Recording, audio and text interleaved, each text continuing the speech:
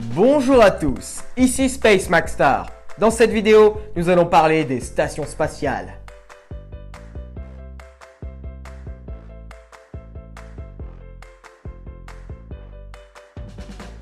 Vous me l'avez énormément demandé, il est de retour. Non, je déconne, vous me l'avez pas du tout demandé, mais j'avais juste très envie de refaire une vidéo avec lui. Bref, veuillez accueillir Darth Vader. Bonjour. Bon alors aujourd'hui, on parle de quoi? Des stations spatiales normalement. D'accord, mais pas l'ISS. Ça, on en reparlera plus tard. Donc si l'on souhaite parler des stations spatiales, il faut parler de la première, qui fut la station spatiale Salyut 1, lancée en 91 par les soviétiques.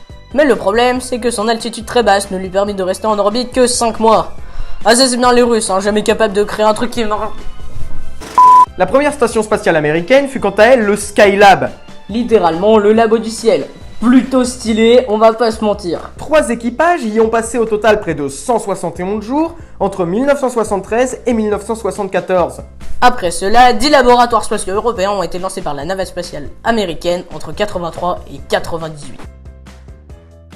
Des centaines d'expériences et d'observations ont d'ailleurs été menées dans ces stations, qu'elles soient manuelles ou automatiques. Mais celle qui reste la plus utilisée reste la station soviétique Mir.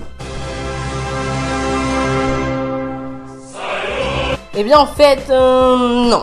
Elle a été dépassée depuis peu par la Station Spatiale Internationale.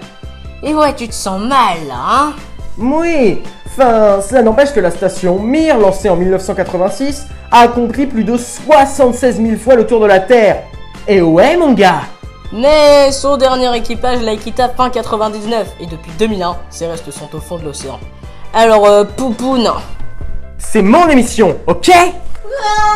Mir fut construite étape par étape comme le fut plus tard la Station Spatiale Internationale. Elle pesait tout de même 125 tonnes et était composée de 6 sas d'amarrage, 2 quartiers d'habitation, une salle de bain et 2 petites cabines individuelles. En somme, une petite maison où il fait bon de vivre. Oui, sauf que située entre 500 et 200 km de la Terre. Et d'ailleurs, comme vous le savez peut-être, il n'y a ni haut ni bas dans l'espace. Alors, pour que nos chers astronautes puissent se repérer dans la station Mir, il y avait par exemple des tableaux au mur, des moquettes au plancher et des lampes au plafond. Voilà, cette vidéo est maintenant terminée. On espère qu'elle vous aura plu. Sur ce, à bientôt et n'oubliez pas, visez la lune, car même en cas d'échec, on atterrit dans les étoiles.